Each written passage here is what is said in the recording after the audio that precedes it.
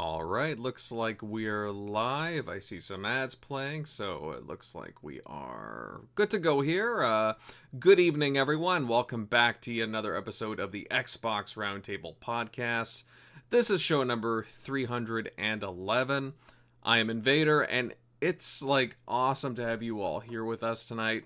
We'll be covering the Wall Street Journal report suggesting that the newest Call of Duty title will be going into Xbox Game Pass day one. Oh, very, very interesting stuff indeed.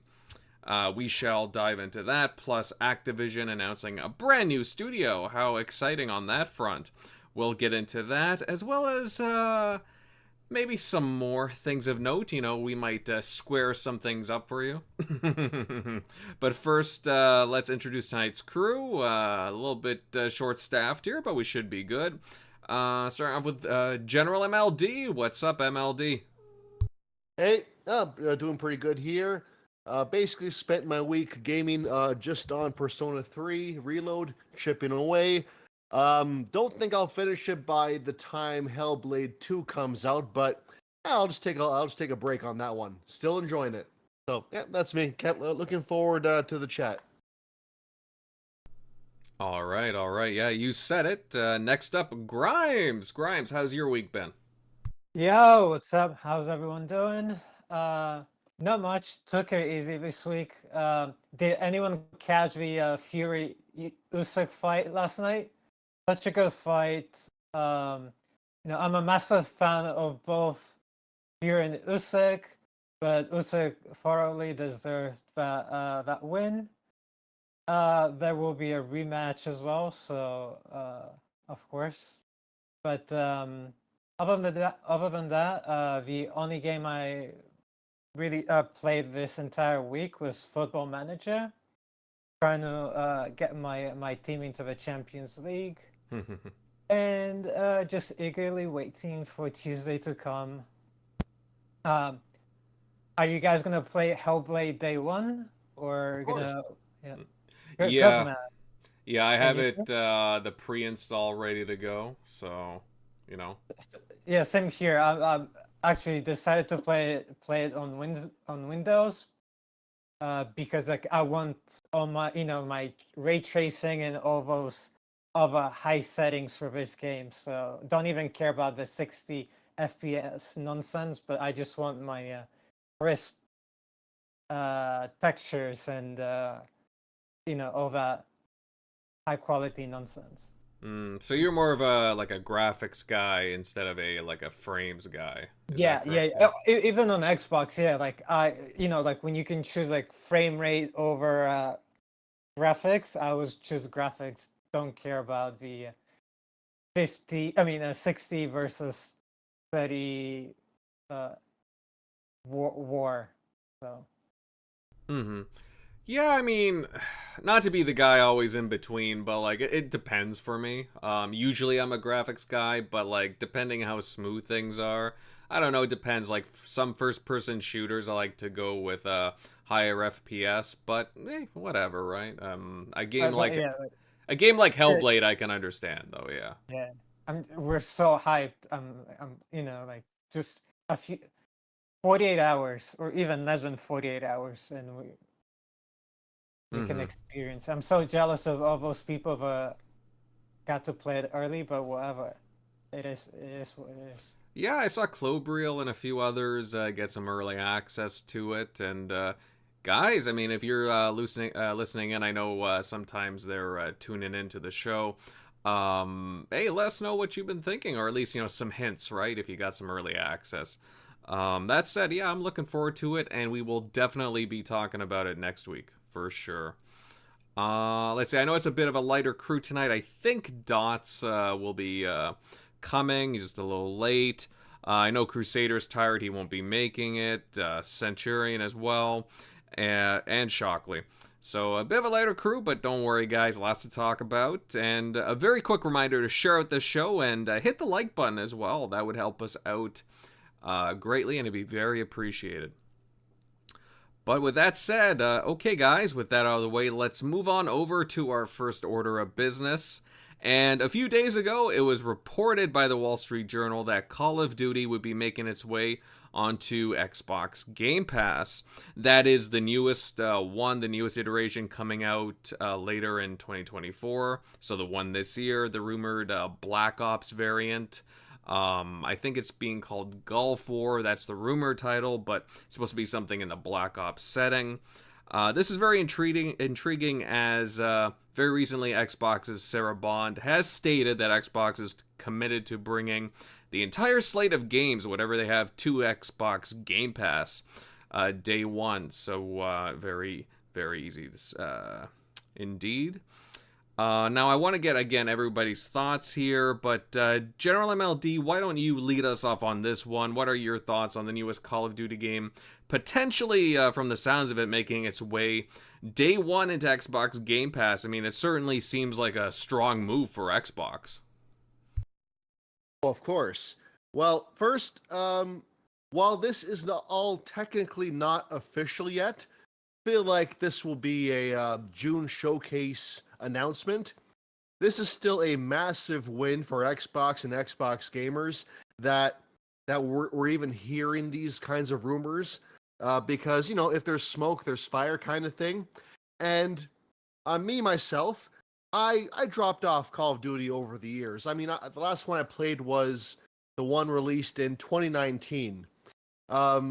Just other games to play. I don't know, I just dropped off. But the idea is that I'm definitely going to be coming back. That is much for sure. Because the whole catalog's coming back. I'm going to basically just do a giant marathon. Play every one from 2005 Call of Duty 2. Go all the way into the day one Call of Duty Gulf War. So I'm going to play roughly 18 years of Call of Duty AAA first person, technically Xbox first party games within the span of a few months. And that to me is very exciting. So now, it's just a lot to take in here. So I'll make back my Game Pass sub like at least 4 times by year's end. But I see some spinning this as a negative. Some kind of desperate play to reinvigorate Game Pass, that Xbox will lose millions of sales, and, you know, it's all fake concern to me. Like, I'm just going to debunk what I just said right now, all those points that people are saying. First, it is Xbox's policy to put first party on Game Pass day one. We have known this for 5 years now, since they've been doing this now. I think Forza Horizon 4 was and Sea of Thieves were their first examples of them doing this. Sarah Bond said whole slate in a very recent interview. Why are people acting shocked about this? I do not know. This is par the course. Now, I do believe that Call of Duty being day one is a major play to get eyes on Game Pass. I don't debate that.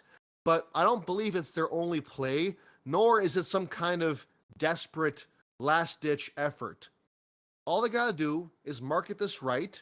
You know, console bundles like, you know, what we saw with, there was PS5 bundles for last year's Call of Duty. If they just do that with Xbox now, plaster the Xbox logo everywhere. Say it's on Game Pass. If they do, Call of Duty game bundles on Series X, maybe Game Pass bundles on Series S, just stuff like that. That's easy to do. And people will start associating Call of Duty with Xbox again, and you'll get a boost all around. Now, the claim that Xbox will lose millions of sales. Now, it's interesting. Isn't the narrative I see all the time is that Xbox gamers don't buy games. We just play Game Pass. I can't help but notice the double standard here. Do we buy games or not? You got to pick a lane. So the way I see it, the majority of Call of Duty's game sales come from PlayStation and PC anyway. So in terms of a revenue hit, Xbox isn't going to take one. The PC and PlayStation gamers, they're still going to do their thing. They're still going to pay full price. And let's go with the stereotype that Xbox gamers don't buy games, that we only play via Game Pass. Why not leverage that to their advantage? We're more likely to buy microtransactions. Call of Duty is heavily monetized in terms of the Battle Pass and all the other stuff that they charge you. The $70 is just a foot in the door. A lot of people that play through Game Pass, they might feel like they're getting such a deal playing this game as if it feels like it's for free. They might feel inclined to spend more money on the Battle Passes and whatnot. So I do think that's the real moneymaker. And in that regard, that will make up for any lost sales from the Xbox console. So all around, I see this as a win-win for everybody involved. Xbox gamers get their value, Microsoft gets their revenue, PlayStation gamers love paying full price for things, so they seem to hate value, so they get what they want. So everybody gets what they want in the end. Now, they say more prices and tiers will emerge before launch. I think Tom Warren revealed that. He's a journalist here. And to that I say we'll see, but I wouldn't be surprised either. I feel like we've been hearing that there'll be a free tier for ads, but there might even be a higher level tier of Game Pass. Like, say, right now, Ultimate is $18 a month. And I'm speculating right now, there might be a $20 tier. Now, that will allow for all these ABK games day one and whatnot. Now, I do think if they market it enough, if they explain it enough, they can make it work. Because, again, like PlayStation Plus, they hiked their prices not that long ago, and there was no apparent benefit to it. They just raised the prices. At least with us, we're getting ABK back catalog, but every new ABK game, plus Call of Duty especially, day one going forward. If that will, in my opinion, more than make up for, like, say, a $2 price increase for Game Pass Ultimate. That's essentially 4 day one games, full price games per year to break even, more or less, right?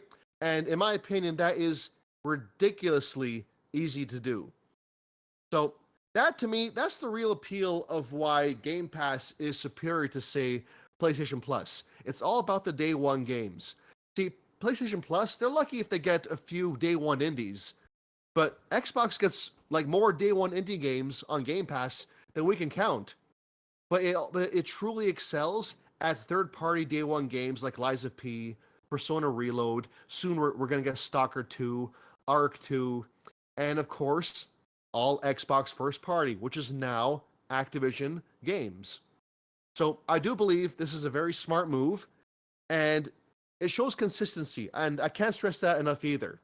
Because, with the news cycle lately, Xbox is seen to have been breaking promises and whatnot. This is them sticking to their guns. They promised all first party is day one on Game Pass, no exceptions, and they're sticking to it, and I applaud them for that. And all they really have to do now is really up their marketing. I know marketing can be Xbox's not strong suit, but if they really step it up for Call of Duty and make it known that it's on Xbox and Game Pass, I really think it's going to pay off for them all around. And not just for console, but I think Game Pass PC has so much untapped potential. A lot of PC Call of Duty players, of which there are many actually, more than most of us think, even if a fraction of them go to PC Game Pass, that will be a massive win for Microsoft. So I'm looking forward to it. Looking forward to getting back into Call of Duty, like the recent releases, day one, getting into the thick of it when the hype is fresh. So they certainly got a new gamer from me, and yeah, I can't wait. Now, when you did play Call of Duty, was it like Modern Warfare, Black Ops, Advanced Warfare, or anything like that? 2019 game was the reboot, Modern Warfare 2 or Modern Warfare 1. That's 1, yeah. Yeah, 1. Yeah, that's 1. And before that, the last game I played was Infinity, the one where they were in space. Oh, 'Cause- right. Yeah. Yeah, so like 2016, then I kind of took a break, 2019, Mhm. and I just took a break up until now. Because I don't know, like painful. I'm more of a campaign guy, and it Mhm. doesn't make much sense to pay full price to play a 6 to 8 hour game and just not play it again. So this way, it makes like financial sense. It's just too good of an opportunity to pass up. And if I want to play the multiplayer, it's right there too. I'm pretty sure the 360 Call of Duty games, which I did play more of back in the day, I'm sure those will get a boost as well. Like people will play Black Ops 1, Modern Warfare 1, like the ones from like the 2000s. Like I'm sure those will get a nice boost as well. So whichever multiplayer game I might fancy, I'm also pretty confident I'll find a match for those too. So again, for a returning Call of Duty player like myself, like it can't get any better for me. Yeah, I used to love the Call of Duty campaigns, and yeah, the multiplayer too. Which, by the way, Modern Warfare 3 multiplayer, oh, I loved it. I absolutely adored Modern Warfare 3. I thought that game was great. Actually, I've been tempted to maybe even sometime later this summer just play through the the original Modern Warfare trilogy, like 1, 2, and 3, just because I enjoyed them so much. Like, oh, just really harkens back to a simpler time, you know. That being said, yeah, the 2019 one I did play as well. I really enjoyed it for the most part. The second one I actually still have in the wrapping, but I do plan on playing it. But yeah, you know, I was always a Black Ops fan. The first Black Ops, oh man, that might actually be my favorite Call of Duty of them all, to be honest with you. I loved everything about it. Hmm. Oh yeah, like I definitely think nostalgia will be pretty big this fall. Mm-hmm. I mean, you'll have new players as well, but you're gonna have a lot of the older guys as well. Just they want to go down memory lane as well. Mm-hmm. The Xbox charts are definitely gonna light up. I think we'll see like you know how Fallout got its comeback. I feel like Mm-hmm. older Call of Duty games will have a similar thing.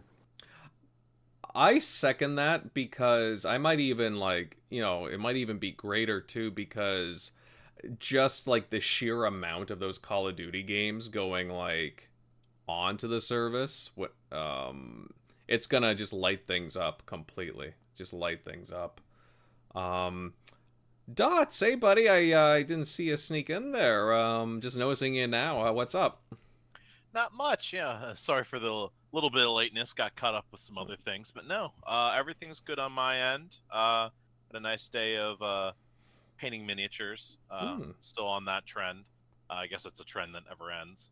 Mm-hmm. But yeah, no, everything's good here. But yeah, so we talking the game, Call of Duty on Game Pass. So, uh, I haven't played a COD game since Black Ops 2, and no, I'm sorry, that's a lie. Ghosts. I stopped playing in Ghosts. Black Ops 2 is my favorite Call of Duty game, hands down. It is the only Call of Duty game that I ever prestiged in multiplayer. Ooh. So like that's how I know it's the only one I actually like enjoyed thoroughly. Um but no, at least what I caught on the 75% of what General is dropping, I'm pretty much on the same boat. I think that, having it on Game Pass will, you know, give people like me an excuse to maybe jump back in. Um but like, with how market of that kind of game is these days, the $60-$70 price tag isn't where the money's coming in. It's not the sales with a game like that. It's gonna be the skins, it's gonna be the operators or whatever they're called, it's gonna be, the finishing moves. I mean, like, god, it's gonna be, what they throw with Warzone and all that. I mean, hell, like the uh God, my brain is not right all there. It's gonna be like they recently had they had Alucard from Hellsing Ultimate as a character. They have their collabs with Warhammer and Diablo. Like it's gonna be all the abusive amount of microtransactions in their multiplayer that's going to truly be what brings people into, like, that's we're going to bring in the money, and the collabs do bring in people, because I mean a lot of people people from Warhammer got into Magic the Gathering because of that collab. I mean Magic the Gathering's been pulling a lot of people because of their collabs with things, Doctor Who and otherwise. But like Call of Duty is doing the same, and it's there. A lot of it is feeding off of the trend of what Fortnite's been bringing. So I feel like the whole, they're not going to meet sales numbers, they're going to meet revenue numbers. That's and the more people they get into that door, the more people that are most likely going to be spending money on those microtransactions, and that's what's also going to bring in that revenue that they so desire. So yeah, I honestly do not think it's that big of a deal that sales are not what what's going to make or break. It's going to be those microtransactions. So beyond that, like I said, my playtime with COD in recent days has been non-existent. But I know Crusader said this numerous times, but having it hit Game Pass would give an excuse to actually go through all the campaigns, because those were actually something somewhat interesting up until was it the World War II revamp one? I heard was kind of bad, but like I heard Infinity War and Advanced Warfare were both actually decent campaigns. Obviously, World at War, Black Ops, and Black Ops 2 is some of the best ever. Was it Black Ops 3 or 4 that just didn't have a campaign? I think Four. It was four. It was 4. Three had one, yeah. Okay. It Was was 3's campaign even connected to the other ones? Yeah. Vaguely? Vaguely. Yeah. It's more Yeah. futuristic-y. Well, okay, but that I Yeah. mean that was kind of what Black Ops 2 leaned into. I mean, well, the Ghosts really leaned into that. I actually liked Ghost overall. It wasn't that bad looking back at it, but Ghosts was fine. Like, actually looking back on it, because I own Ghosts, and I actually thought it did have like a good. There was a lot of good things to it, but I don't know. They tweaked some things that I remember them getting some crap for. But the campaign was all right, though. I thought it was kind of interesting. But I don't know. I mean, my like, I still have Ghosts kicking around, but it just like some of the older ones that are just like, damn, they were fire. You know what I mean? Do you remember what the for Black Ops 2? Do you remember what the physical deluxe edition had? No.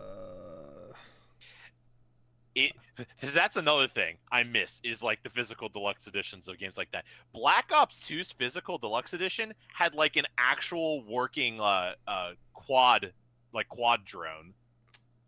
Was that the deluxe or the like the physical deluxe edition? Like the super deluxe edition, like yeah. Collector's edition, whatever. It was a collector's edition. I have a night vision goggles from, I think, Modern Warfare 2. Yeah, like that was cool, and they don't do that anymore. No, They don't do that anymore. Yeah.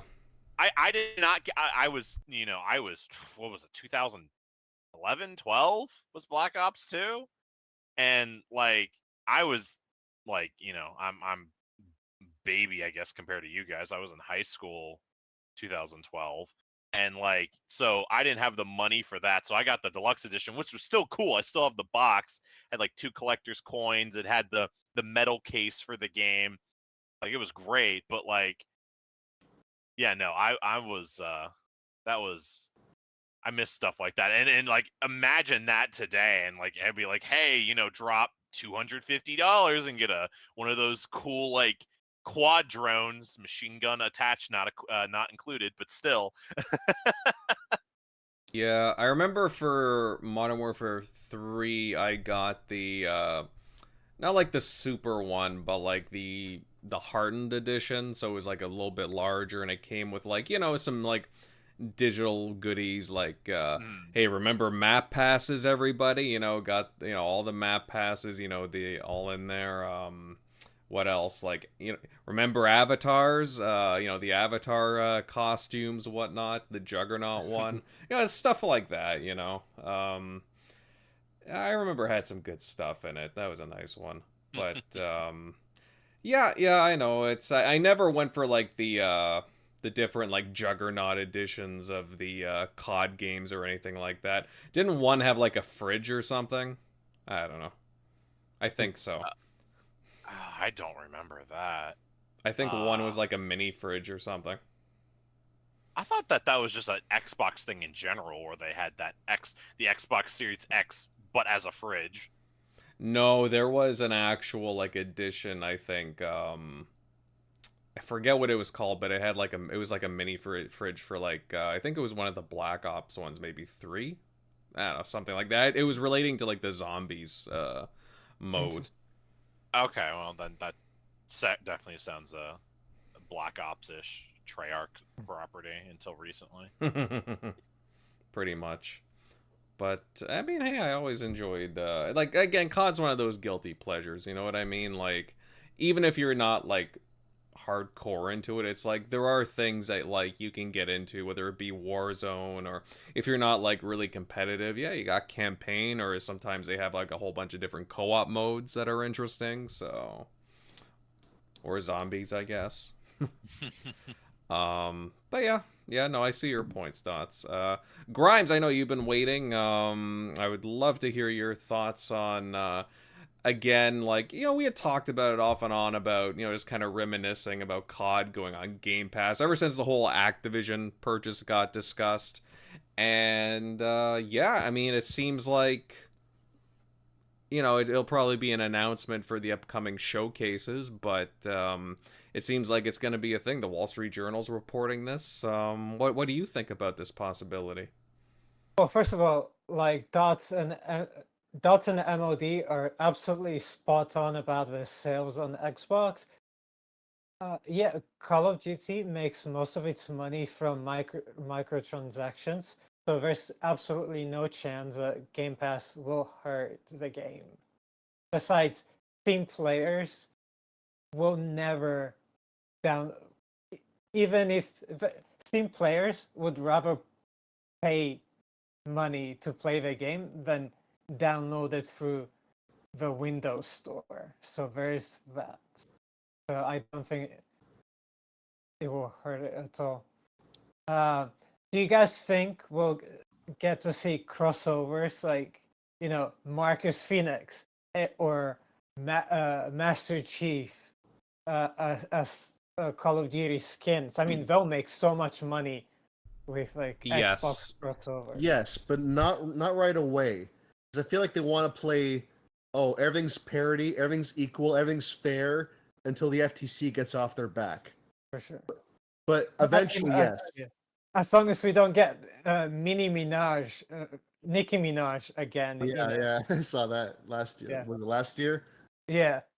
But yeah, like that would, I mean, that would make so much money. Like, yeah, get Marcus Phoenix in Call of Duty, even though you don't actually see him, but whatever, and get the same voice actor to like do some lines. But anyway, I actually haven't played a Call of Duty since the Xbox 360.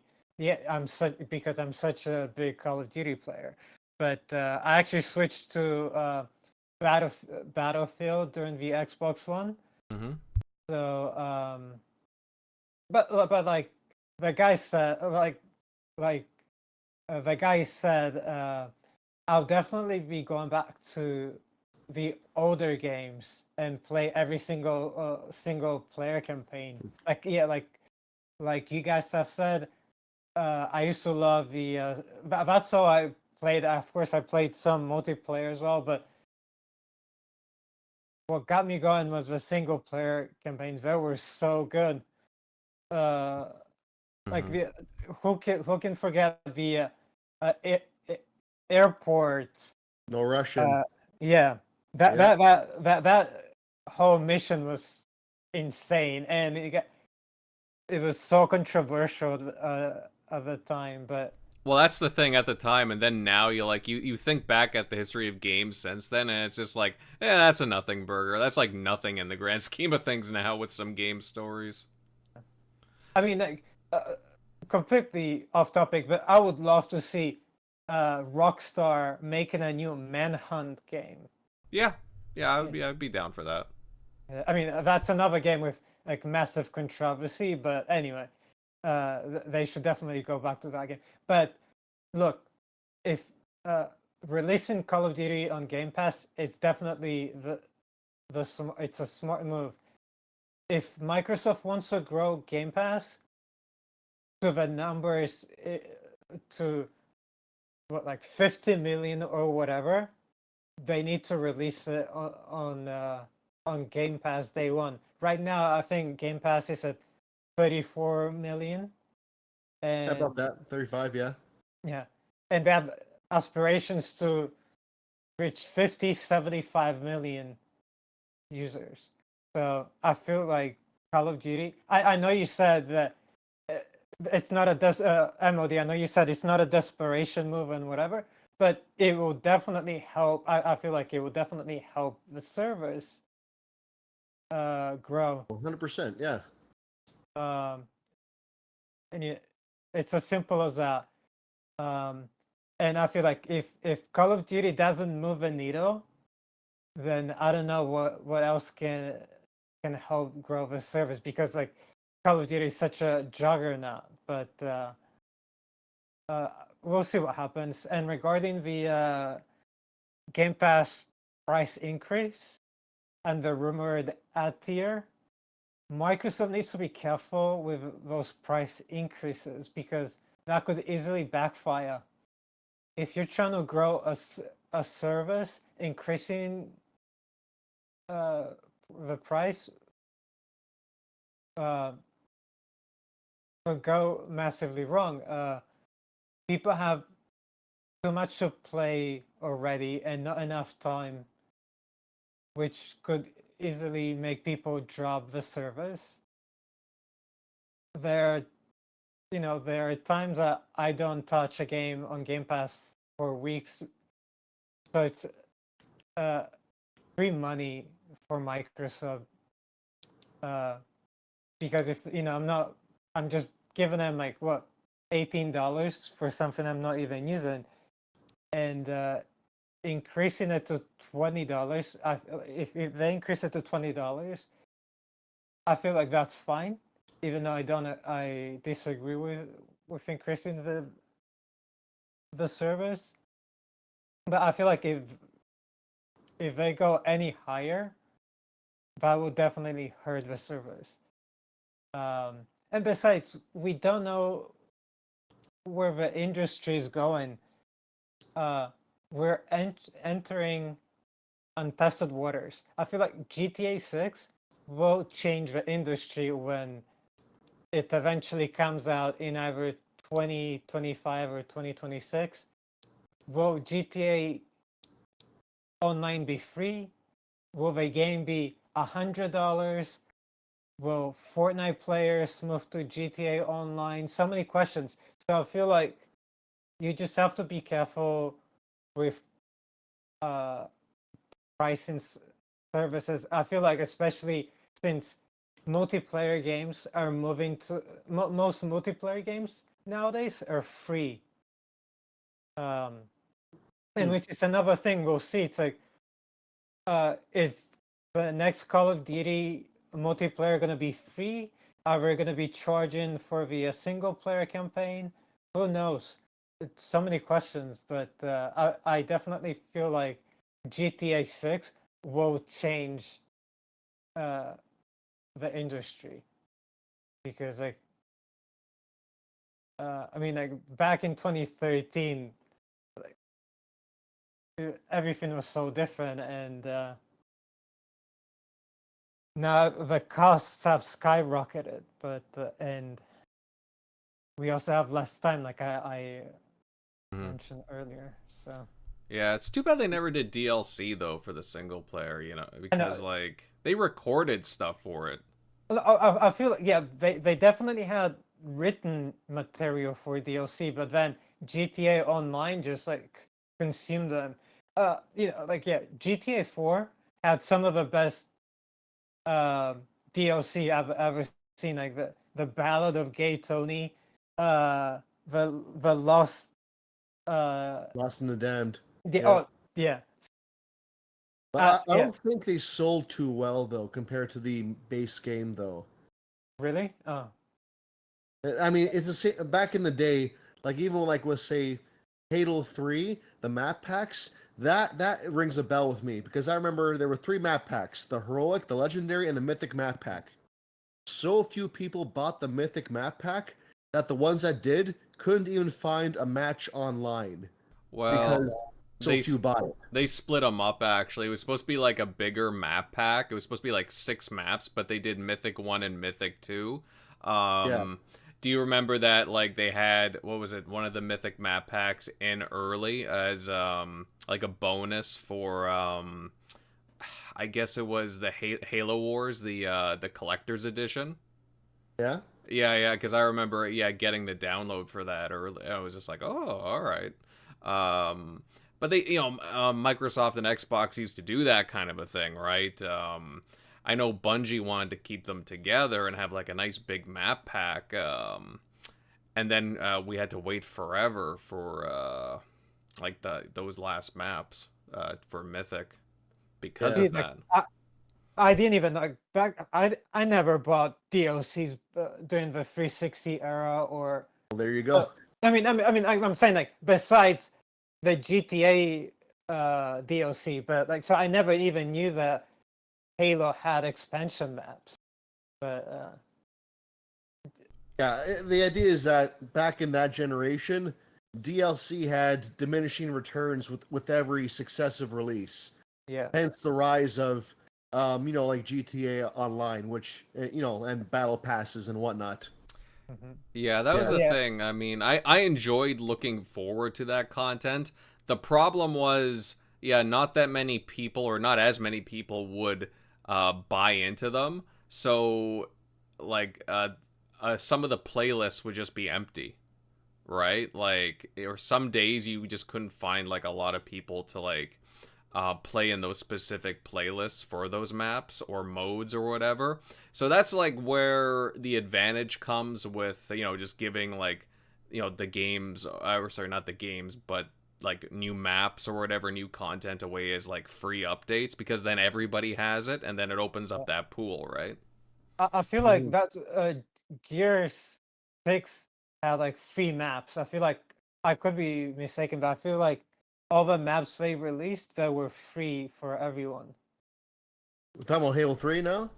No, Gears. Gears Oh, 6. Gears? Oh. Or Gears 5, I'm sorry. I'm like jumping ahead. Oh yeah, well Gears 5, that's when the industry already shifted. Yeah. Gears 5 had the marketplace to monetize. Yeah. Yeah. But then like they kind of screwed up that marketplace, so Yeah. they ended up just giving up a lot of the stuff for free at the end. Yeah, that's a whole other thing. Yeah. Yeah. But yeah, like, and another thing is, like, back then when skins were free, or like you unlocked them. So now, like, that's why I feel like maybe the next Call of Duty should be, the online or multiplayer should be free, and you just pay for the single player, because like they'll make so much their money through microtransactions. That's Warzone though. But I know, but yeah, I guess you're right. Yeah, I haven't even played Warzone. But so how do you think they'll be able to compete both Warzone and the new Call of Duty? since it's going to be on Game Pass, or we're going to be able to. We're not going. I mean, I guess Warzone could be in Game Pass, but it's kind of just a token gesture because it is free. The base campaign and multiplayer being included is where is where everyone's really talking about. And you guys think that since there's Modern Warfare in Warzone, they're not gonna take numbers or users from each other? I mean, they've been going hand in hand so far. Okay. It's been going all right. I haven't seen it hasn't honestly, like the people who would, because I know people who wouldn't normally play Call of Duty, but since they can just download Warzone for free, they're like playing it nonstop, and they like it. So I think it does serve, like, again, you can reach people by, again, you just download. Again, it's like Fortnite, right? You download the game, you're able to play it, no problem. But yeah, you're incentivized to get maybe some skins or whatever, different packs, and that's how they're gonna that's how they make their money. And I think it's for, like, again, two different kinds of player bases. So yeah, I haven't followed. I mean, I obviously know about Warzone, but since I haven't played any Call of Duty in decades, I'm not too familiar with the. Yeah, I just want to say it's very interesting that, like, all of us here have dropped off of Call of Duty in one way or another. We're not day one COD gamers, but we're all going to get back into it in one way or another. And I know, like, for a fact that we're not alone, that there's other gamers like us that will get back into it with this because of the ABK deal with Xbox. And that's just a lot more traffic and engagement and possibly money going to Xbox's way. Truth be told, MLD, I think it's just because, like, at least with my tastes anyways, I think I've just been more, like, ever since, like, maybe 2015, 16, something like that, I've just been taken more by, I guess, newer IP. I've been trying different things, newer things, and, just trying to expose myself to different genres or titles, especially indies too, right? I just think indies have grown so much over the past, like, 10 years that I've been really investing more time in them personally, as opposed to, like, again, like some of the standard fare, like the CODs, Battlefields, etc. But that's just where my tastes lie personally. I'm in the same boat with you. I've been playing more indies this gen, like, than I think I ever have. But the fact that, like, Call of Duty is just being, like, shoved in your face, and the barrier is so low, like, I'm with you. I prefer, like, I think that the 360 Call of Duty games are the best. They will never be replicated. They're untouchable. But if it's all just in my face, and it's just it's hard to really pass them up, especially if they're, like, 6-8 hour campaigns, easy games, kind of just to blast through kind of thing. So it does make a difference when you're not paying, full price per game, Oh yeah, of course. I mean, I'm incentivized to download all kinds of new games on Game Pass. Again, because the barrier of entry is just so damn low. I'm downloading things. I mean, hey, sometimes I forget about them. That's on me. But, for example, I downloaded that cat game the other day. What was it? Big Kitty Little City or something? I had no interest. I had no interest in it, but it was just like, oh, okay, I'll play it. And then I ended up playing it for like 40 minutes. I was like, oh, okay, it's a quick game. I didn't beat it, but it's just like, you can earn some decent achievements in it, and then actually it is an interesting little title. But just again, it's so easy, like you said, the barrier of entry is just so small when it comes to Game Pass. It's just right there. So yeah, but yeah, Thimber knows what I'm talking about. He says that it's a great game. So there you go on Thimber's tastes.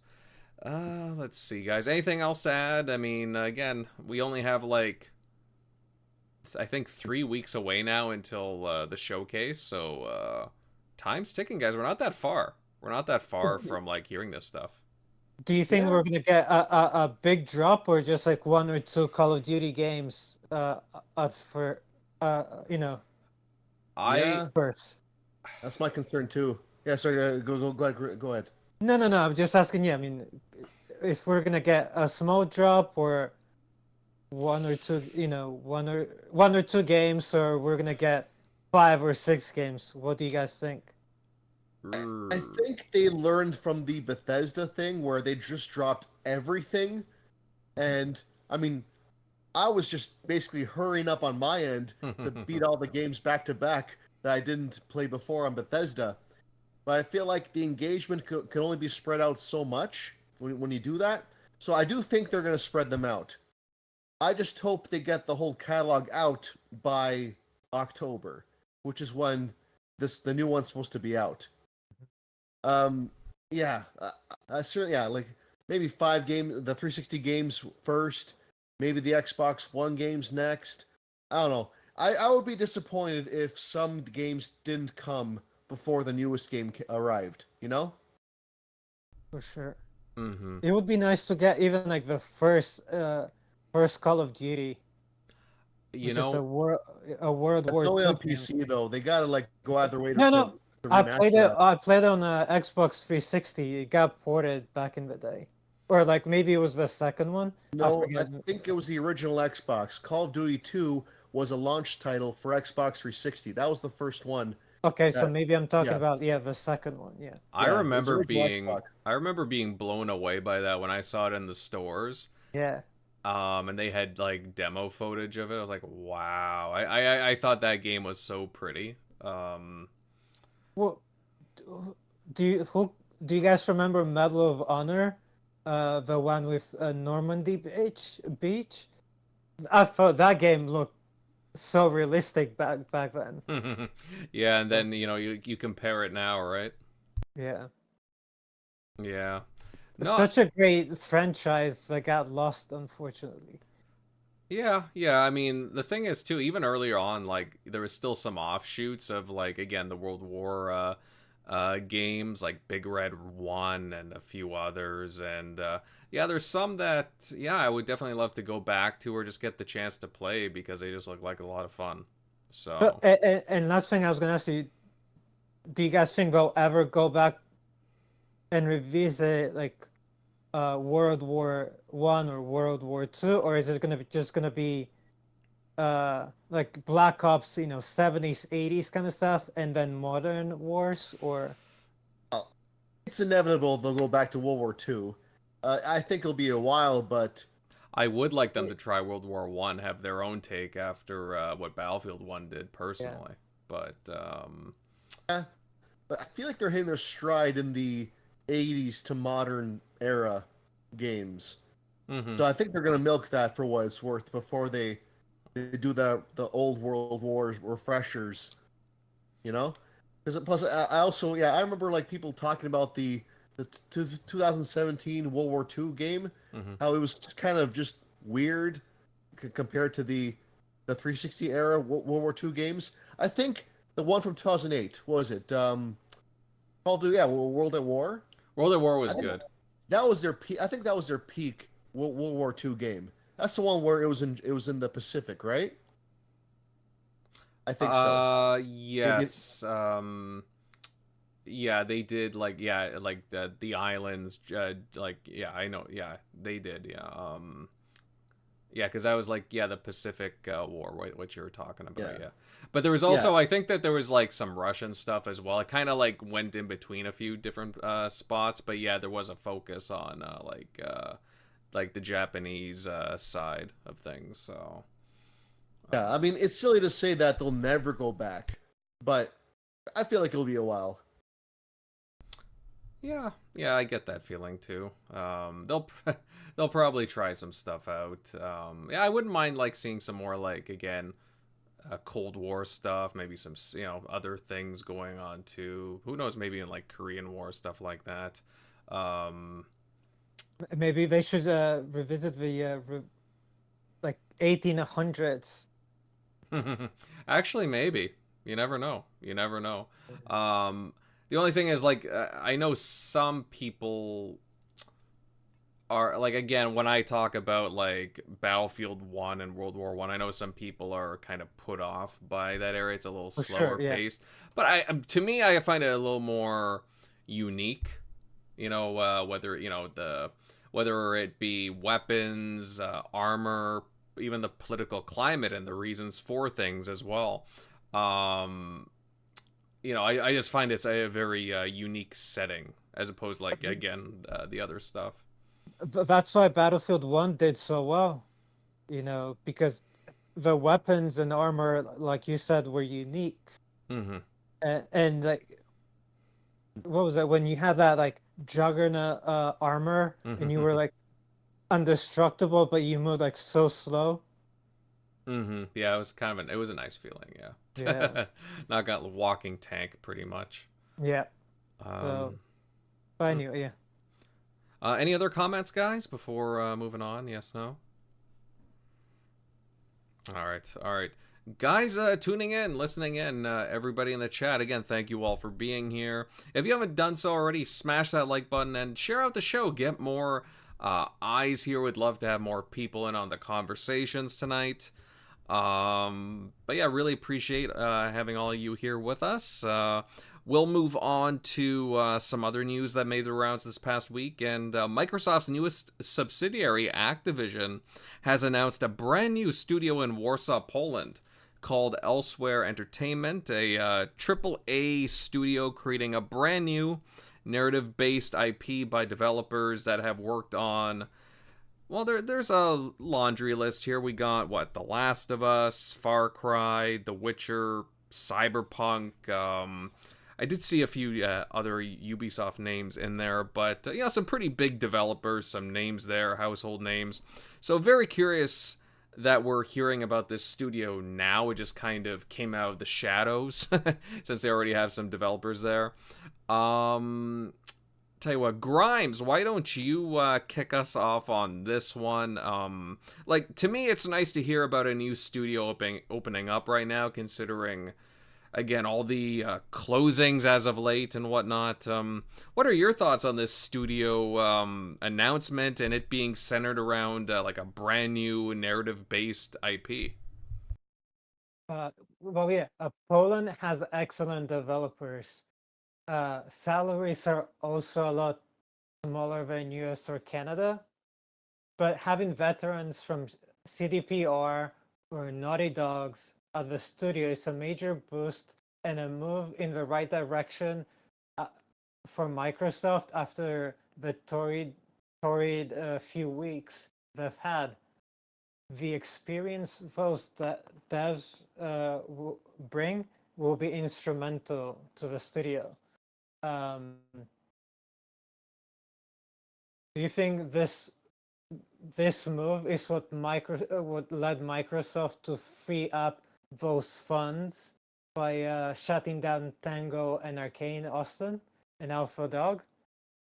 Because it really seems that way, right? Because Matt Booty was talking about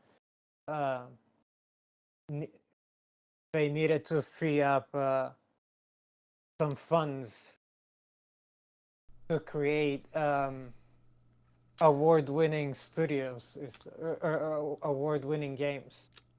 So do you guys think that has anything to do with it? This new studio had anything to do with the closure?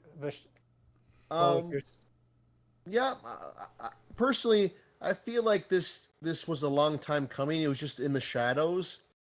Just the fact that it was announced now, it's a bit of a coincidence, but maybe they can spin it as a win because at least it shows that they're creating and not just closing. But long story short, I think it all comes down to cost. Yeah, because Poland is a lower cost of living for developers in general. So it's basically, and they want AAA games, especially ones that can have TV and other merchandising opportunities beyond gaming. So if the costs are low and the upside has a high potential, I think that's what they want in the end. Yeah.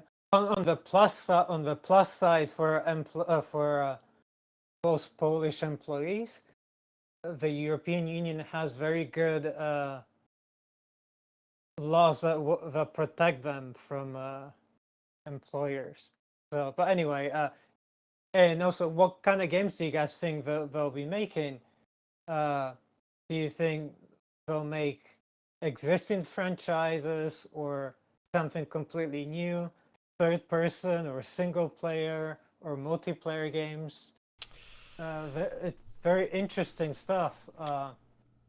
I just don't want another initiative. Well, Yeah, sorry. oh no, not to cut you off, but I mean, there was a suggestion there that it was going to be like a new IP that was going to be narrative based. So, So you don't think it's going to be what was it, Hexen, or maybe like revisiting some old Activision game? I'm not saying it's not possible, but from how I'm reading things, I think it's going to be a completely new franchise altogether. Interesting, yeah. That's good too. Like, I mean, that's just how I'm reading things anyways, the way that it's worded. But it's... I'll be very curious, because you're right. I mean, there are a lot of interesting Polish developers right now. What was it? Flying Wild Hog. The developers of Medium as well. It's Oh, like yes. Layers of Paint as well. I think it's the same studio. Right? Layers of Fear, Medium. yeah. Why is it? Bloober team, yeah. Yeah, see, like Bloober is extremely talented, but sometimes they make games that, well, like Medium was probably their best game, but it still had some issue, like it had its issues, where it was slow and didn't have enough action, but it looked great, and the story was decent. I feel like so. But like Bloober team is nothing compared to CDPR or Naughty Dogs. I mean, like that's like some next level stuff. But also that doesn't mean having a CDPR or Naughty Dog developers doesn't mean anything. That could be from that could be 3D artists. Yeah. So it doesn't mean it's gonna be the engine developers or writers. So that could be anything. But I still feel like that's a move in the right direction, because those guys are extremely talented.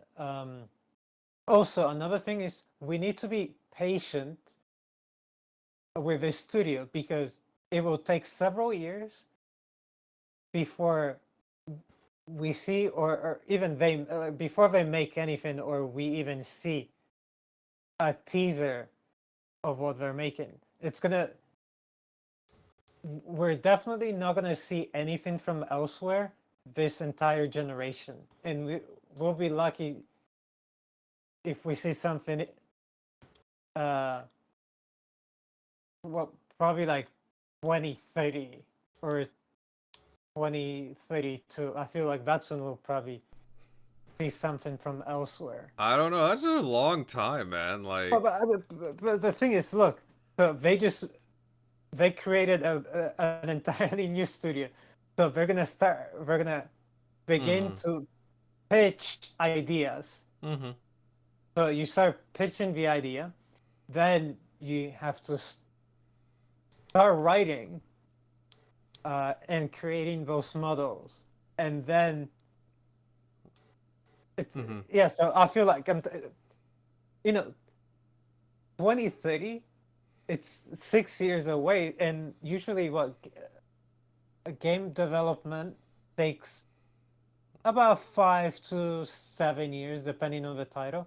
But one thing I haven't considered is the impact artificial intelligence will have in game development. Maybe that will speed up, since Microsoft is all about AI right now. Maybe that can help speed up the process in game development. So who knows? But we have to be patient because it will take time. My And problem is I lose excitement, like especially because you know how we had like back in 2000 when Xbox had that, you know, they had the Xbox Series consoles announced, yeah, and then they had State of Decay 3, Fable, Perfect Dark, you know, a whole slew of different things, right?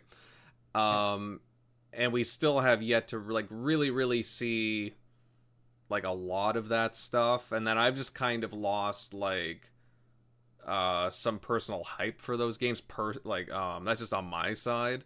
No, I mean, I completely get it, and you're right. Yeah, mhm. for sure. Like again, I'm not a developer. I don't know, you know, what it takes. Again, certain games could go through like a whole bunch of, you know, different struggles. What it could be, I don't know.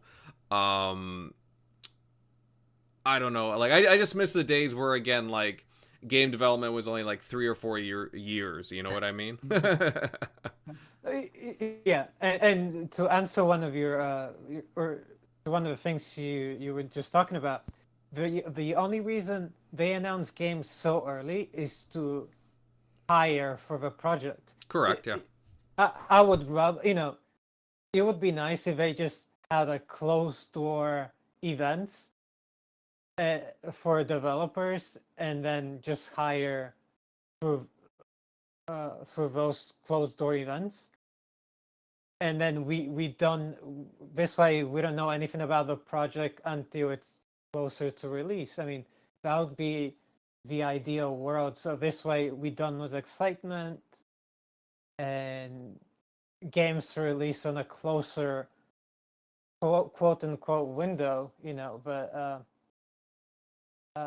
yeah, Mhm. again, like I just feel like artificial intelligence, as long as it's there to assist the developers and not take jobs away from them, I feel like it will speed up development. Yeah. No. Fair comment. Fair comment. Let's see here. Dots, let's get you in on this. Again, this just kind of came out of nowhere, this announcement. Elsewhere, or maybe it came out of elsewhere. Elsewhere Entertainment newly announced Activision studio on the Xbox side of things.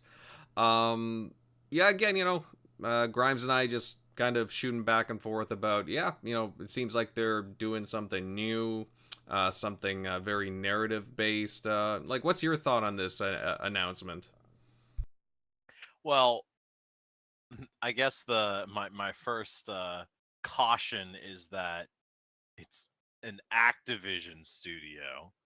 Um, and yes, while Microsoft has the acquisition, um, I'm still kind of iffy on anything that's been coming out of Activision recently. So, obvious. Um, I will agree with Grimes, but probably only to half the extent that yeah, it's going to take a while for the studio to maybe pop something out. I don't think it's going to take till 2030. That seems a little too long. But that being said, um, if uh, if they're going to be making some big narrative game, um, it probably will take a little bit. Um, but I think that with how many uh closings they have had, they need to start popping off with the ones they do still have. Be it giving them more support or more people or whatever. If this is if what they did was truly a consolidation move, then consolidation means taking a lot of things spread out and putting them into smaller groupings, but those smaller groupings can be, you know, bigger in number per grouping if you guys get what I'm saying. Um, instead of, 10 companies of 10 people, it's 5 companies of 20 people or whatever, I'm not a math major. Um, but So, and I know that studios have more than 20 people, but so the hope is that with elsewhere and otherwise, we hopefully will get something substantial out of it, and not just, oh, we have this studio, okay, and then nothing else. So, but my issue is definitely going to be, it's an Activision thing. Oh boy, can't wait. I'm still waiting. I've still been waiting for them to drop a new StarCraft, and that hasn't happened in God knows how long. I've been waiting, and they still don't even like StarCraft in BlizzCon. At least, that's a Blizzard thing, not overall Activision, but still. So yeah, I'm skeptical. I mean, good for them. I'm glad Poland's a nice place to live and work. So hopefully maybe something comes out of that benefits the gaming community. But at the moment, to me it's kind of non-news until something subsistent comes out of it. All right, fair. I mean, who knows? Maybe again, this little announcement was kind of prompted by the recent couple of weeks of bad news, right? So. Also, can I just Thimber was saying that the studio actually started in 2013, and it had 15 people in it. 2023. 23, not 13. Oh, that's what I'm. Why did I say 2023? Yeah. Yeah, no, that's fair. I mean, yeah, they could, have some interesting concepts right now. You never know. But I still feel like 2030. Watch. We'll come back to this conversation. Duh. Well, again, sure. It depends what AAA means, right? And the type of genre and narrative. Like, for all I know, it could be like a Limbo style game. You know what I mean? Like a Play Dead game. I don't know. We'll see. Which would actually be kind of cool. Games, the video game? Mm-hmm. That's right. MLD, let's get you in on this. Obviously you heard what Dots and Grimes had to say elsewhere. I mean, kind of a surprise announcement, kind of came right out of the blue. Got any thoughts on this one? Yeah, well, I did touch on it before, but the idea is that the timing is pretty good, because even though the cuts were from Bethesda, and this is Activision, it does say that Xbox is still creating, even though this studio has been incubating for many years now. At least they finally brought it into the public light. Again, so Xbox, or at least Microsoft now, they're behind the driving wheel. They're cost-cutting what doesn't work, and they're prioritizing AAA games that have low risk, high success potential. So we're seeing that, like, they're going to prioritize Fallout, Elder Scrolls games, but also AAA games that have a lot of merchandising potential. So that's what this news is about. They want to make a AAA game that you can have a TV adaptation, possibly movies, merchandising with toys. Like, I know Minecraft has a lot of toys for kids as well, things like that. And in that regard, yeah, that sounds like a pretty good win if managed properly.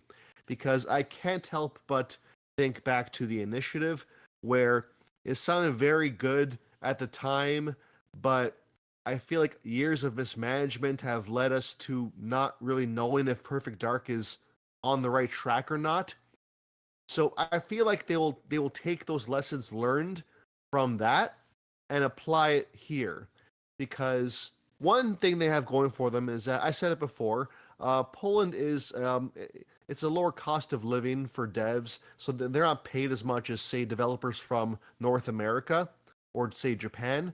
So that said, and they're also comprised of a lot of talent from CD Projekt Red, and you guys named some other studios as well that these guys are veterans from. So everything seems great on paper.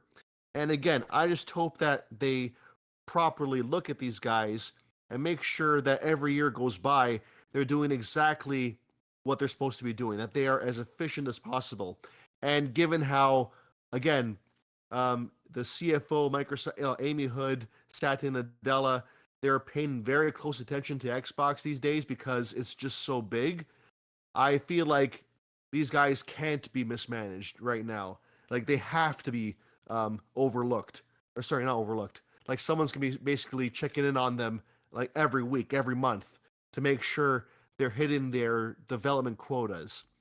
So if there's one silver lining from all this, the prior negative news is that these developers, we're not going to get any more uncertainty. I think we are going to get better management across the board going forward, and elsewhere will be no exception. What kind of game will it be? I mean, my gut reaction is that they're trying to emulate the PlayStation kind of genres, your single player, third person, action adventure kind of game. With lots of cinematics, that kind of stuff, like the really movie-like blockbuster game that can have a successful TV adaptation to it. Could be in first person, but my gut's telling me third person.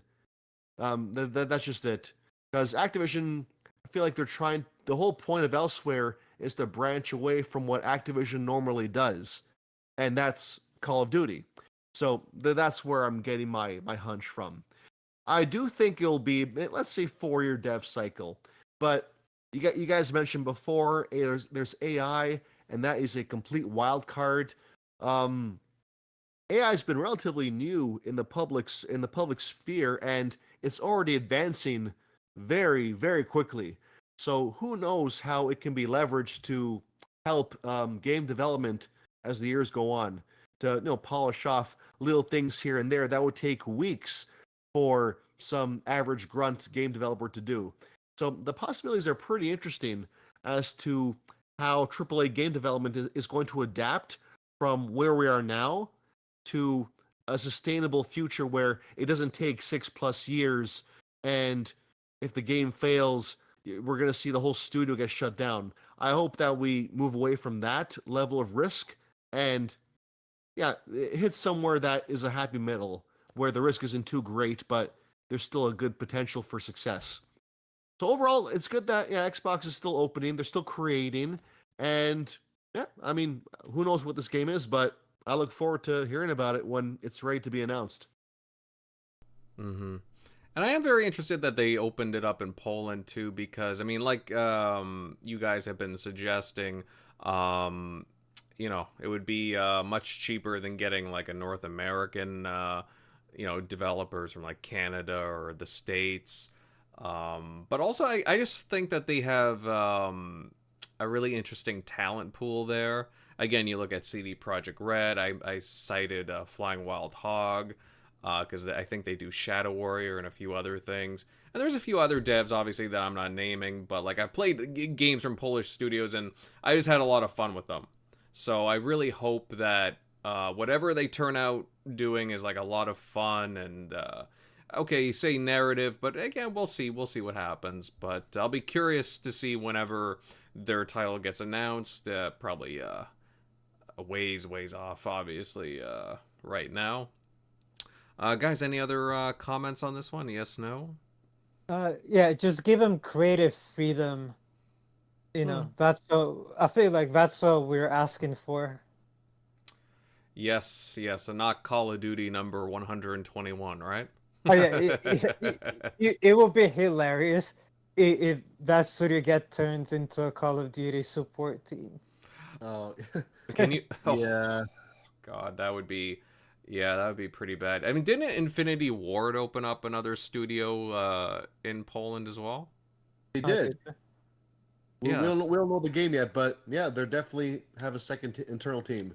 Interesting. Yeah, I think it was in Krakow instead of Warsaw, but still Poland. Yeah. But I don't think it's anything Call of Duty related either, if I'm not mistaken. I actually think it was like a new IP from what they were suggesting. So. Also, another thing is a lot of the developers from Ukraine have relocated to Poland as well. So who knows? Maybe maybe they'll hire some of those developers as well. Yeah, that's a high From like the possibility. Metro series or whatever, or Stalker. That's right. Yeah, Stalker's around the corner too. That's a September one. Yeah. MLD mentioned it earlier, so that's another game I'm excited to play. Yeah, I'm looking forward to that Are too. you ready? Yeah. The only problem MLD is I think that's it's around the same time as when Space Marine 2 releases. Oh yeah, we gotta divide our time accordingly there. That's gonna be a fun time period. Well, Stalker will probably be a much shorter experience. Oh no, they said 40 hours. Oh really? And Yeah. so you think Space Marine will be shorter? Space Marine will be maybe 15 tops. Oh, interesting. Yeah, maybe something like that. But they'll also have some kind of like a co-op mode, a horde mode, and probably a competitive mode as well. I've seen some stuff leak out, so. That's why it's great that it's coming out on Game Pass, because this way you can play something else and then come back to Stalker eventually. Yeah, that's right. Yeah, as I go through my backlog, my endless backlog now, I still need to buy, like, there's games that like I see on sale now that I'm just like, I want to get this game, but I don't want to head to backlog. Also, Ghost of Tsushima just came out on Steam. That's another. Supposedly, it's a great port. So and it's a great game. So yeah, like you said, so many games. I still haven't even finished. Detroit Become Human. I still haven't finished Days Gone. God of War 2018. Looks behind so many games. Or RoboCop. I haven't touched it in like. Play that, dude. I had it installed, but I uninstalled it. Or Diablo 4. Well, I highly suggest getting back to it. I know. I will. I mean, maybe after I finish Hellblade 2, I'll install it back on the computer. It's well worth it. It was a 12-hour game for me to beat, so it's not crazy long. Yeah. But I'm one of those people that likes to explore every single thing, so I take my sweet time with games. Okay, then maybe like 15 to 18 for you then. Probably like 20, but yeah. Anybody interested in the Killer Clowns from Outer Space game, by chance? Never heard of it. Miles Dampier works at that studio now, right? He does? I think so, yeah. Ilphonic? I think it's Ilphonic. Yeah, that's where he works at now. He left Windows Central to work there. Oh, I had no idea. Damn. Well, it's based on the 80s like cult like sci-fi movie MLD. It's a game like Friday the 13th. So Okay. But set in like the Killer Clowns universe. I don't know. It's quirky, but I'm actually really excited for it. It comes out at the end of the month. Do any guides for it? I don't know. With the competitive stuff, it's a little more difficult to do guides, but maybe depending on the Chivos and stuff, we'll see. All right, let's see here, guys. I know we got some extra time here, and I know MLD wants to touch on this. I have a feeling Dots wouldn't mind touching on it as well. Guys, did you see the news coming out of the Square Enix camp at the beginning of the week? Oh yeah. About Square Enix. So in case you guys don't know, in the chat, everybody listening, and Square Enix made an announcement last Monday, and they basically stated that just to sum up things, their exclusive partnerships, especially more so with PlayStation, just haven't been generating like the profits that it hasn't been selling very well what they expected. So going forward, they're gonna be like putting stuff multi-platform, basically. So that means a lot of stuff going over to Xbox, which is exciting because they've been holding a lot of stuff back. Tell you what, MLD, I'll give you the first dibs on this one. I mean, you know, there's a lot of people that were championing those games being exclusive, and now it seems like they'll be coming in the near future. Yeah, I never thought that this was a sustainable thing, and I always scratch my head at Square for every time that they were doing this since the relatively recent remake in 2020 when they started doing it again. I thought that we turned a corner because Final Fantasy was on Xbox in the 360 generation, and 15 was on Xbox One at the same time. But then they went back to their old PS1 days, making these exclusivity deals. And you look at Capcom, you look at Sega, and they're more successful than ever. And you know why? Because they're third-party publishers that act like third-party publishers. They put their games in as many places as possible, and in return, they get money. So when Square Enix acts like this pretend first-party studio for PlayStation, making, I don't know, I always saw these as like these sleazy deals, just taking a bag of money and just putting a game onto one platform that no one else gets to play.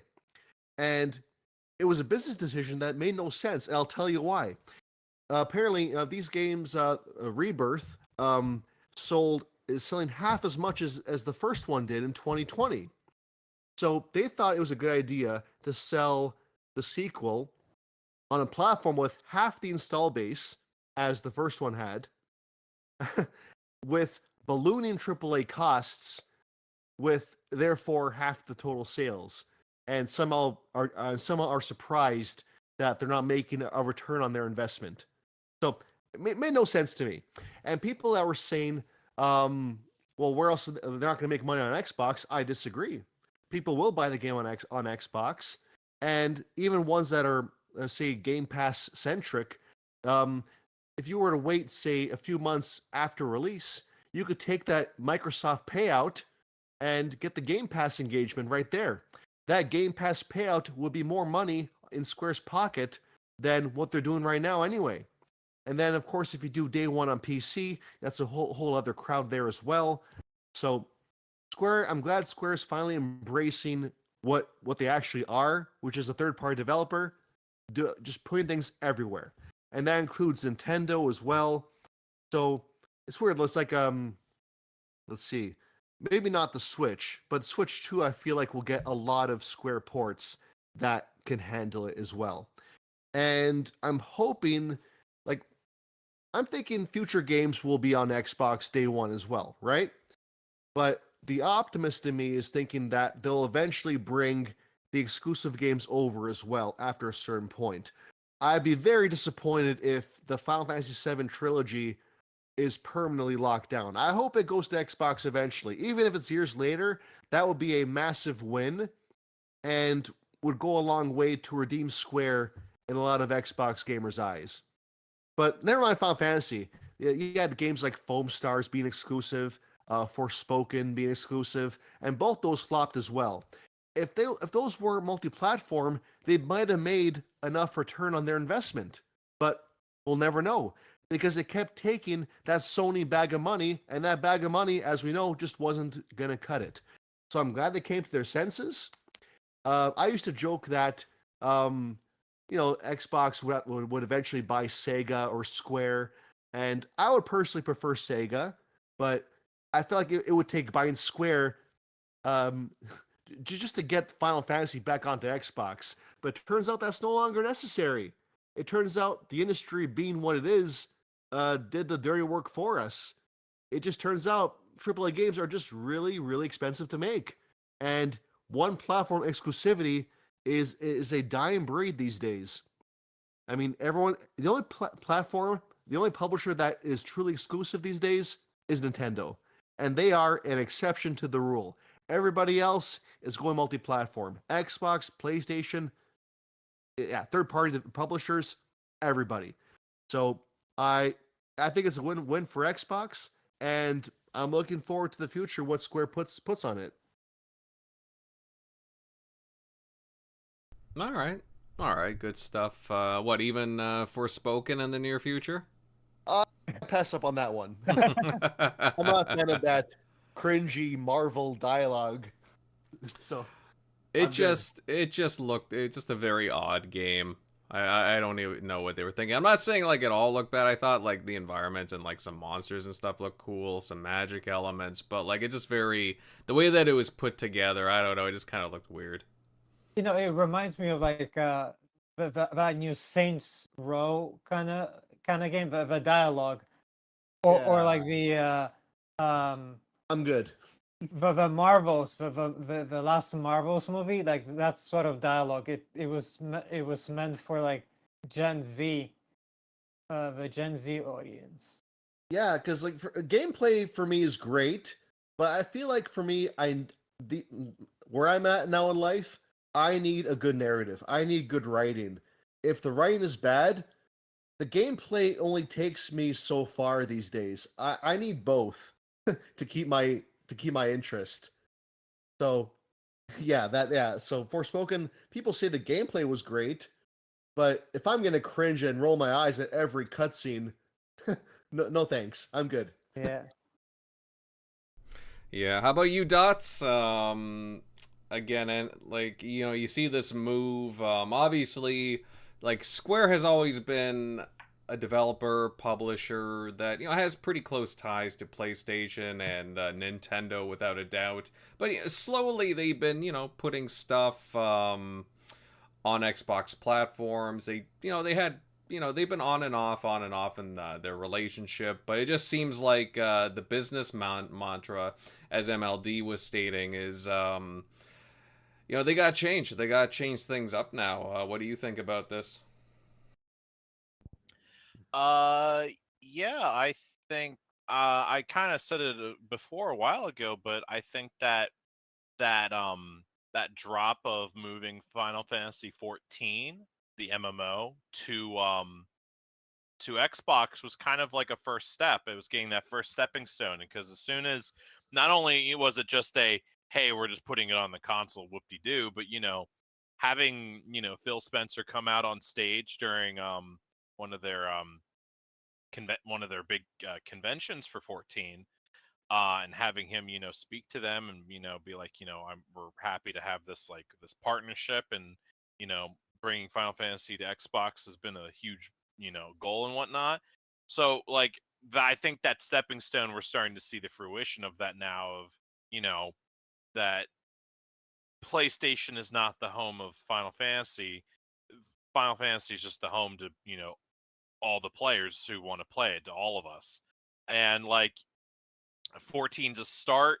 What was it recently they announced? Was it like Legends of Mana or Legend of Mana? They were doing a thing with Xbox. Recently they did an announcement for it. Mm-hmm. It was I think it was during the indie showcase of some sort. Or No, you're right. Yeah. It was an indie showcase, but yeah. It was the developer showcase. And they had their like little pop in of Square Enix is here, and we're gonna drop Legend of Mana, I think it was, on the Xbox. And like, so these are the rest of Final Fantasy is the next step, I think, because I saw recently on the news the whole oh yeah, Square Enix president announces that Final Fantasy VII Rebirth didn't hit their market projections and whatnot. And it's like, first of all, anytime Square Enix says they had market projections, they always fail it. I don't even know why they even announce it at this point. We all kind of assume like their expectations are higher than whatever they'll get. And so like I think that putting it on Xbox now will maybe actually make it worth your time to actually meet those projections, or even announce that, because there is, I mean, I would have bought Final Fantasy 16 on Xbox had it been available. Even if by proxy put it on Xbox PC, and I would have had to get it through that, which would have been fine. But having Xbox have access to it in either way, that's a purchase from me that otherwise wouldn't happen. That's so many people. That is so many people, and that's another great thing about Xbox is that PC scape of sure, I can't play Halo Wars 2 through Steam, but I can play it through PC, Xbox. That's just another that's just another launcher I have to download, which is fine by me. So I'm still giving money through the Xbox store to get it and play on PC, and so yeah, there are so many people like me who are willing to do that, to play Halo Wars, Forza, and then hell yeah, for sure, Final Fantasy, be it 16. I think 15 is already on Xbox, but that was a while ago. So big one, obviously, 16 being the big one, and then 7 Remake and 7 Rebirth, because I know Remake is on Steam, but it's not on Xbox. So, but still, that's still a console grouping that could play Remake, and then Rebirth is hitting everything would just be fantastical. So, yeah, I think that that there's we've been following this breadcrumb trail from that Final Fantasy 14 showcase and the developer showcase with Legend of Mana, leading all the way up to now of Visions of Mana. But yeah, we're pushing Square. Well, Square's pushing themselves into a position of, hey, we want more money, and there is all these different untapped markets we haven't touched in like right out the gate with our games, and we're tired of our president continuing to say, oh yeah, this game didn't hit market, this game didn't hit market, this game didn't hit market, even though Remake, Rebirth, and 16 were all critically acclaimed fantastic games. I wouldn't know. I can't play them. I don't have a PlayStation 5, and that's so many people. That's not even just Xbox, the PC exclusive players. I know Nintendo wants a piece of that, even though I don't know if their consoles could handle, the craziness that goes into Final Fantasy 7 and that was going into 16. So, yeah, no, I think Square's got that wake up call, and I think they've already got. And I think they got those tie-in partnership deals going on with Microsoft. So like that, having it on these consoles and storefronts is definitely going to be easy. I mean, Microsoft definitely wants them to be on their front. So all it leads up to is, does Sony get butthurt again because Microsoft has more access to stuff that they assumed were exclusive to them, but not anymore. It should be for everyone. So yeah, no, I think that's something that's good and upcoming, and that we definitely want to keep our eye on, because I certainly am, especially with in less than a month, we have the next big expansion for Final Fantasy 14, which will be coming out on Xbox. So once again, that's another great time for more people to come into that, which means more people playing Final Fantasy. And for you guys who don't know, Final Fantasy 14, while it has its own unique world and story, because like none of the Final Fantasies actually touch each other really, 14 kind of is the game that brings them all together, because like there's a lot of like bosses and dungeons and raids that are huge love letter references to the other games. Like without getting too deep into spoilers, but like there's a large raid that has to like that it literally is just based off of like the storyline of Final Fantasy Tactics, which I think was one of the DS games, or like one of the the Game Boy games. I don't remember which one. It was one of the Nintendo handheld games, or maybe it was a PlayStation portable. I don't remember. I never played it, but that was big. Did that? There's a wave of bosses that are based off of special bosses from Final Fantasy VII that are in it, but they like put their own twist on them. Obviously, anything of the primal / icon / the summons, Ifrit, Shiva, Garuda, Titan, Bahamut, all of those are in the game and referenced, and so like the 14 is a love letter to the franchise as a whole, and so more Xbox people playing that are going to be like, why aren't we getting more Final Fantasy on the same console? I mean, hell, 14 had a crossover event with both 15 and 16. So you're telling me that if that crossover event happens again, because they usually have to do a rerun of it because it's a timed event, and they put a rerun of it in, you're going to be able to do a Final Fantasy 16 crossover event in 14 on Xbox, and the game's not on Xbox? That's dumb. It's silly dumb. I guess technically it was dumb because of me playing on PC and not being able to play 16 on PC, but that's neither here nor there. So yeah, no, this is good news, and I can't wait to see more about it in upcoming months. So yeah. All right. Lots of positivity from you, Dots. And how about you, Grimes? Got any thoughts regarding, I guess, Square Enix's new business mantra with game releases? Yeah, for sure. And one thing I don't understand about Square is how come both Sega and Capcom can make Western games, but Square always struggles to make Western games.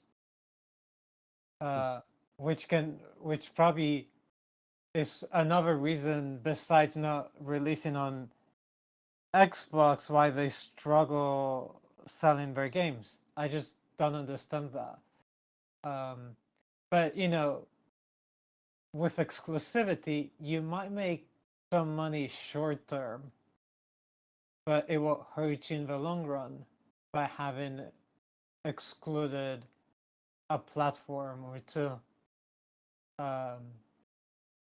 Players also hold grudges towards publisher or studios when they avoid their console of choice or platform of choice. If you skipped it, but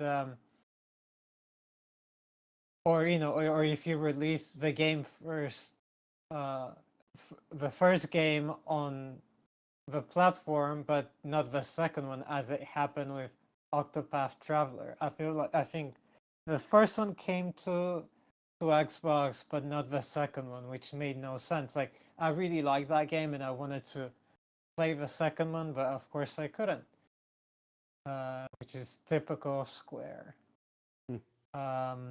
And with Final Fantasy Rebirth, I don't even think it's on Steam yet. I think the PlayStation exclusivity runs until the end of this month, and then they can release it on the other platforms. Obviously, I don't think we're gonna see it on Xbox anytime soon. There have always been rumors that we won't get to play any of the Final Fantasy VII games until the trilogy is done, and then we'll get to play them. But it's so dumb not to release it on Steam day one. Like, that will definitely hurt your sales. But speaking about players holding grudges, this might sound petty, but when I was a youngin, I was mad at PlayStation for canceling the Getaway 3. if anyone remembers that franchise. It was a PlayStation 2, the Getaway 1 and Getaway 2 Black Monday. Oh yeah, I remember the Getaway. Yeah. Yeah. Yeah, the Getaway was a true cinematic experience never seen before back in, like the PlayStation 2 era. And that game was shaping to be a direct competitor to GTA 4. Granted, it would have come out before GTA, but it was essentially the same idea. Story-driven, open world, crime, you name it. So I was so mad with PlayStation that they canceled that game. But I didn't want to, buy the PlayStation 3 and whatever. Then I saw Gears of War and how insane it looked, and I never looked back. I haven't had a PlayStation since PlayStation 2 because they canceled the Getaway 3. So back to my point is that if you exclude games from a platform, some gamers will hold it against you and might decide not to buy your game if you just continuously ignore them. I agree with that. I'm in that boat too, actually. Ever since the PS2 era, like where the Final Fantasy games just they skipped GameCube, they skipped Xbox, they were just on PS2. I don't know. To this very day, Square just had like a sour taste in my mouth. So, whereas I'm closer to Capcom and Sega than ever, and there's a reason for that. I agree with you. Yeah, absolutely. I love everything that Sega releases, and same thing with Capcom. But weren't they rumors that the former Square boss had a fallout with Xbox executives?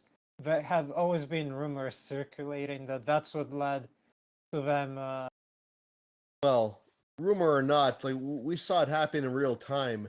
Yeah. 2021, I mean, we had Outriders Day 1 on Game Pass, and there were some other games too, like where a lot of older Final Fantasy titles came to Game Pass and whatnot, but 2022, 2023, nothing.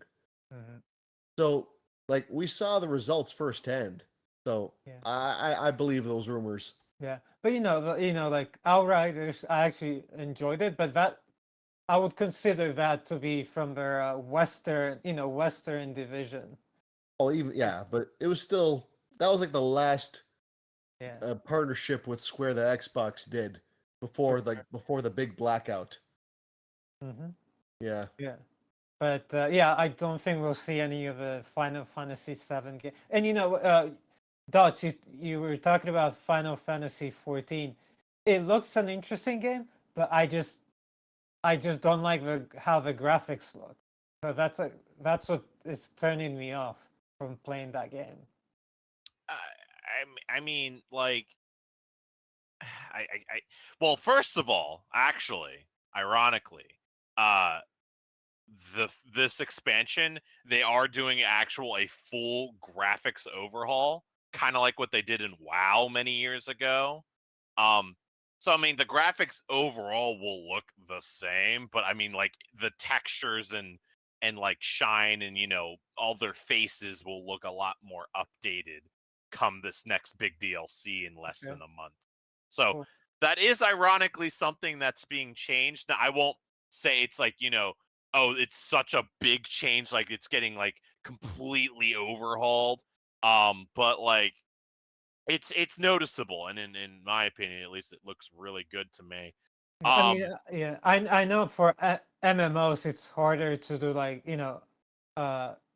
higher quality or like graphics for games to look graphically impressive. Yeah. But I just feel like it looks like a late PlayStation 4 kind of game. Well, I mean, it is a game that's been using these same graphics for like 10 years or so.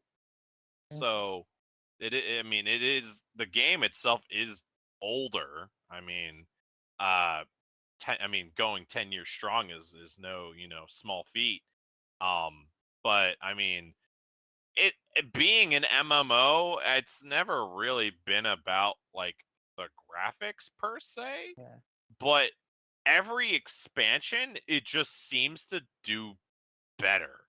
And, like I keep saying this before, if for whatever reason anyone gets into it, the first 50 levels are a slog.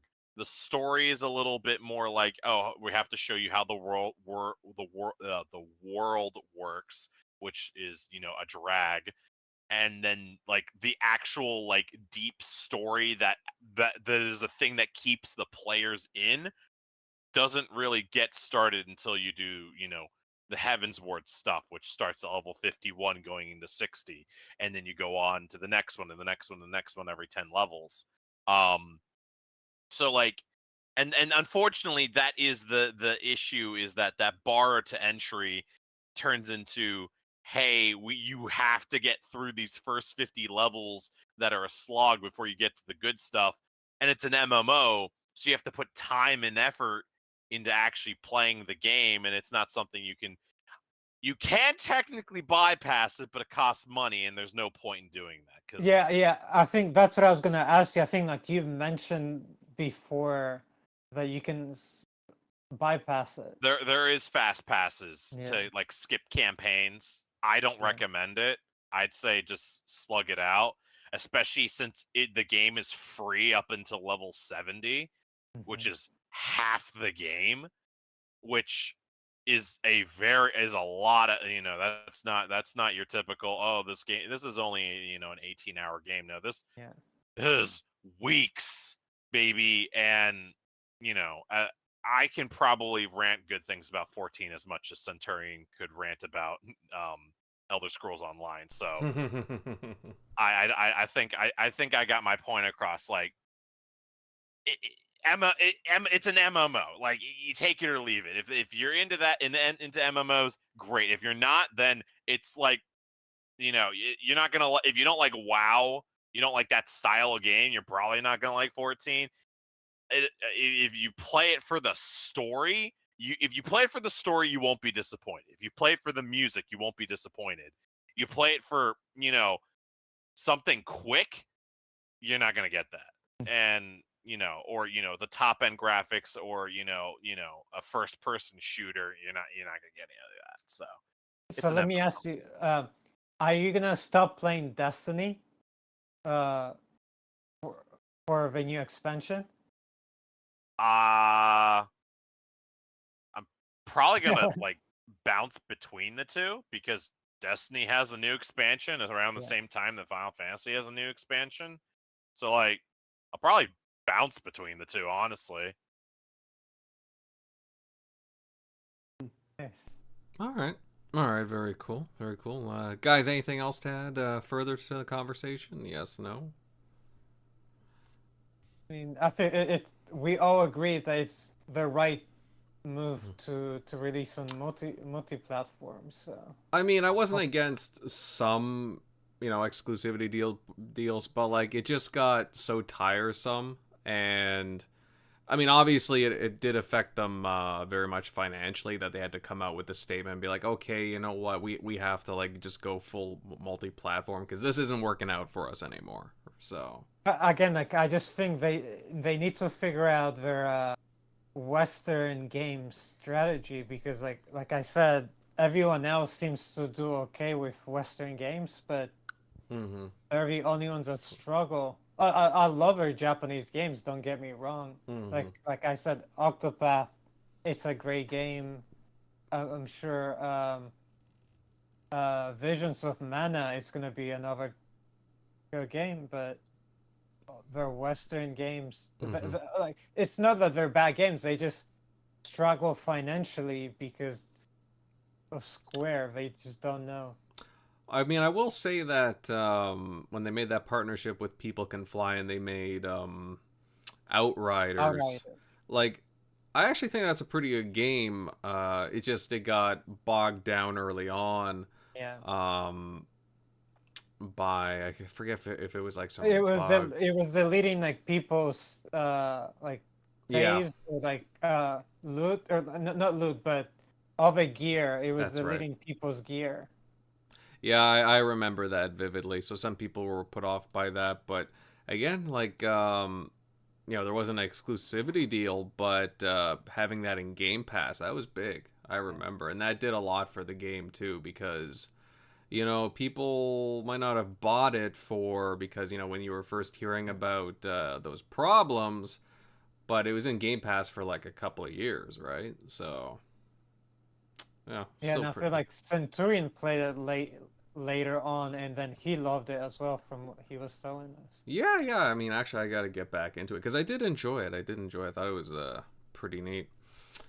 Um, okay, guys, I think I'm gonna start closing things out for this one. Anything else to add? Sorry if I cut you off there, Grimes. No, that's it. Okay. Yeah, so I'll start closing things off. But thank you to everyone for checking out this latest iteration of TXR. Tonight we covered the Wall Street Journal's Game Pass report regarding Call of Duty, plus a brand new Activision studio announcement, and even some Square Enix talk. Because why not, right? And if you enjoyed our talk tonight, then please consider leaving a like, sharing out the show, and of course subbing over to the channel, as we would love for you to stay here. All right. Next on over to the outro, starting out with Dots, Mr. Dots RTS. Hey, fun chat tonight with you and the guys. Where can all these fine people follow you at? Yeah, no, as usual, you can find me on Dots RTS, both on Xbox and Twitter. Yeah, no, another It's good X.com now. Don't forget It's what? X.com. It's not Twitter anymore. I don't care. It's- I'm just messing with you. Same thing is literally the same thing I said to Crusader, and then I'm saying the same thing he said to me. I don't care. So yeah, no, another good show, another good Sunday night. A little bit more positivity involved, so I'm happy to see it. Hopefully, we can keep that energy going on into the future. I hope so. We got some interesting game talk coming next week. Let's see, Grimes, buddy, good show tonight. Where can everybody follow you? Yeah, great Sunday as always. You can find me on X.com, formerly known as Twitter, at Fake Mayhem OG. And yeah, loved everyone's opinions on the topics tonight. That's for sure. Going on over to the General, Mr. General MLD. Hey, good show from you as well, my friend. Where can everybody follow you at? You guys can find me at MLD Ghost on Twitter/X, I guess, depending on where you stand on that. Gamertag Ghost MLD, and looking forward to talking about Hellblade next week. Indeed. And yeah, I'm Invader. You guys can find my content on YouTube. I'm also on Rumble, a few other different video sites, but catch me on Invader Gaming. Good chat tonight, and yeah, we'll be here next week discussing, as we were just alluding to, Hellblade 2, and who knows what else. Who knows what other news may follow. But later, everyone. It's been a good one.